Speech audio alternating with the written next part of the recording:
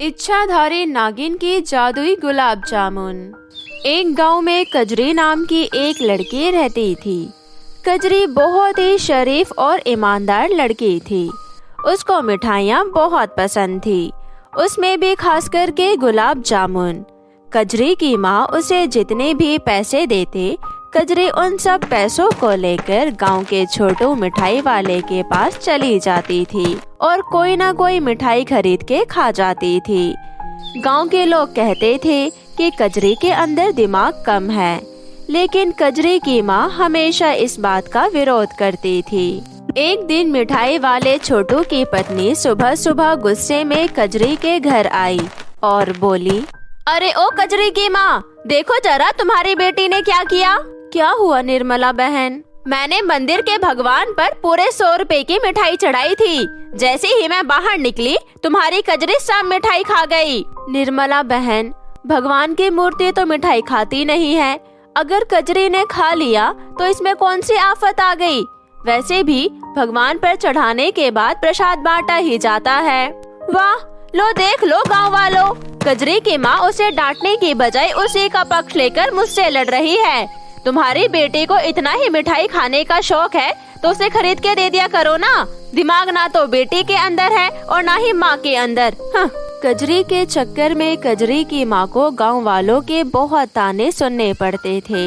हे भगवान, मैं जानती हूँ कि कजरी के अंदर दिमाग कम नहीं है। हे ईश्वर, मुझे गांव वालों की बातें सुनने की शक्ति देना। तभी वहाँ पर कजरी आ जाती है और कहती है, माँ, तुम रोजाना भगवान से क्या कहती रहती हो? बेटी, मैं भगवान से रोजाना प्रार्थना करती हूँ। सच्ची प्रार्थना कभी बेकार नहीं जाती। एक बार छोटू हलवाई ने गुलाब जामुन बनाए। कजरी ने जब गुलाब जामुन देखे तो उसके मुंह में पानी आ गया।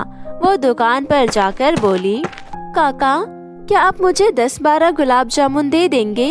हाँ, जरूर दे दूंगा, लेकिन तुम्हें उसके लिए मुझे 500 रुपए देने होंगे।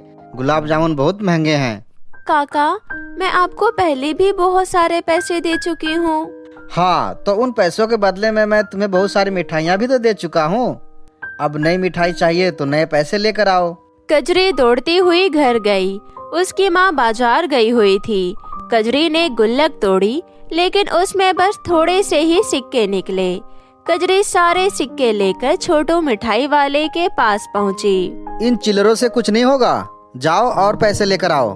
काका, क्या मैं एक गुलाब जामुन खाकर देख सकती हूँ? बिल्कुल नहीं।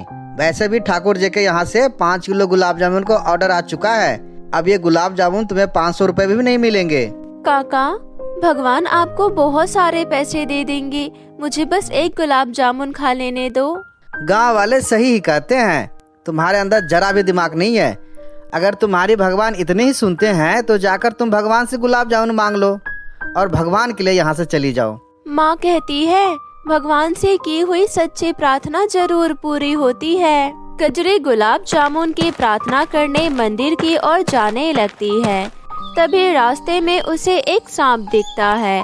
वो सांप जख्मी पड़ा हुआ था। उसको देखकर कजरी गुलाब जामुन और मंदिर भूल जाती है और सांप की मरहम पट्टी करने लगती है। तभी वो सांप एक औरत में बदल जाती है। अरे, तुम औरत में कैसे बदल गई? मैं एक इच्छाधारी नागिन हूँ। तुमने मेरी चोट पर मरहम लगाया। तुम बहुत अच्छी हो। तुम कौन हो और कहाँ जा रही हो? मेरा नाम कजरी है। मैं मंदिर में गुलाब जामुन की प्रार्थना करने जा रही हूँ।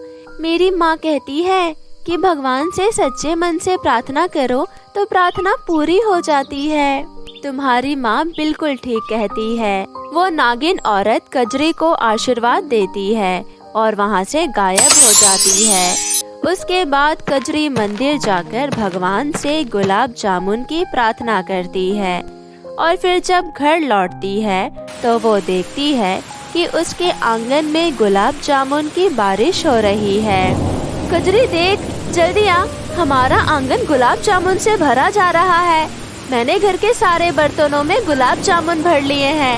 अब तू कितनी भी गुलाब जामुन खा सकती है। कजरी और उसकी माँ घर में बैठकर बहुत सारे गुलाब जामुन खा गए।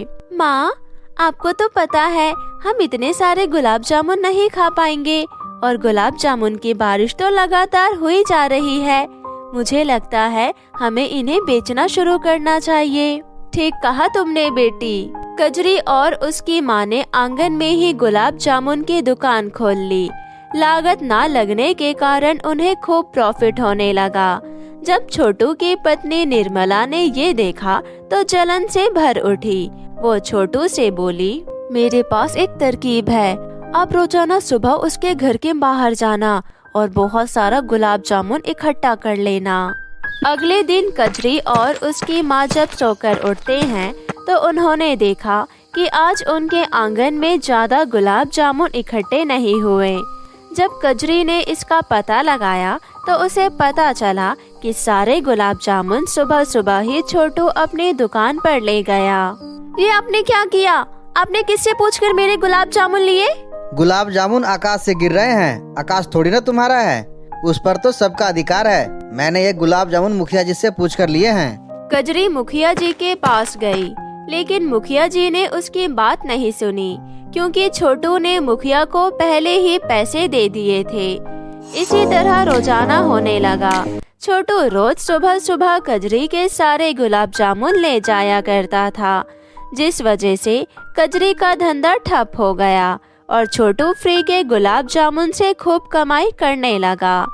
कजरी दुखी होकर उस नागिन को ढूंढने लगी। उसे नागिन मिल गई। उसने उस नागिन को सारी बात बताई। तुम चिंता मत करो, मैं तुम्हारी मुसीबत जरूर दूर करूंगी। अगले दिन जब छोटू कजरी के घर के आंगन से गुलाब जामुन लेने जा रहा था तो नागिन ने उसके पैरों में डस लिया। मौके पर ही छोटू की मौत हो गई। छोटू की मौत से उसकी बीवी निर्मला बहुत दुखी हुई। उसने कजरी से बहुत माफी मांगी। कजरी को भी निर्मला पर बहुत दया आती है। वो दोबारा उस नागिन के पास जाती है और उससे छोटू के प्राण वापस लाने को कहती है। ठीक है कजरी, अगर तुम कह रही हो तो मैं अपना जहर वापस ले सकती हूँ। नागिन छोटू का जहर वापस ले लेती है और छोटू जिंदा हो जाता है। छोटू और उसकी पत्नी को अपनी गलतियों का बहुत एहसास होता है। वो दोनों कजरी और उसकी माँ से माफी मांगते हैं। कजरी उन्हें माफ कर देती है और वापस अपना गुलाब जामुन का धंधा शुरू करती है और अपनी माँ के साथ अपना जीवन खुशी खुशी व्यतीत करने लगती है। मेरे प्यारे दोस्तों, कैसी लगी आपको हमारी ये कहानी? हमें नीचे कमेंट करके बताएं और इसे अपने दोस्तों के साथ भी शेयर करें।